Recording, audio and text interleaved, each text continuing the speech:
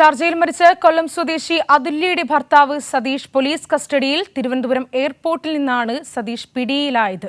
വിവരങ്ങളുമായി സുലേഖ ചേരുന്നുണ്ട്. സുലേഖ, ഷാർജയിൽ വെച്ചാണ് ഇത്തരത്തിൽ അതുല്യ ആത്മഹത്യ ചെയ്തത്.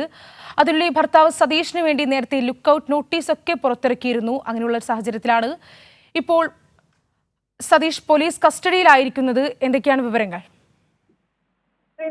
എന്തായാലും ഇന്ന് രാവിലെയാണ് ഇത്തരത്തിൽ എയർപോർട്ടിൽ വന്നിറങ്ങിയ സതീഷിനെ വലിയതുറ പോലീസ് പിടികൂടുന്ന ഒരു സാഹചര്യം ഉണ്ടായത്. നേരത്തെ ശ്രീനിധി സൂചിപ്പിച്ചതുപോലെ തന്നെ സതീഷിന് വേണ്ടി ലുക്കൌട്ട് നോട്ടീസ് അടക്കം പുറപ്പെടുവിക്കുന്ന ഒരു സാഹചര്യം ഉണ്ടായിരുന്നു. കുടുംബത്തിന്റെ പരാതിയിലാണ് ഇത്തരത്തിൽ പോലീസ് സതീഷിനെതിരെ കേസെടുത്തിട്ടുണ്ടായിരുന്നത്. നിലവിൽ സതീഷ് വലിയതുറ പോലീസ് സ്റ്റേഷനിലാണ് ഉള്ളത്.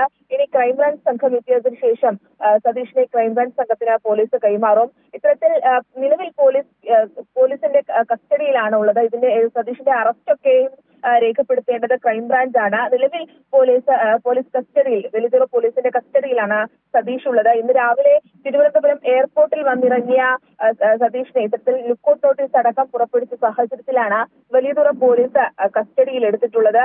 എന്തായാലും അല്പസമയത്തിനകം തന്നെ ക്രൈംബ്രാഞ്ച് സംഘം ഇവിടെ എത്തി വലിയതുറ പോലീസ് സ്റ്റേഷനിലെത്തി സതീഷിനെ ഏറ്റുവാങ്ങും. അതിനുശേഷമായിരിക്കും മറ്റ് നടപടികളിലേക്ക് കടക്കുക.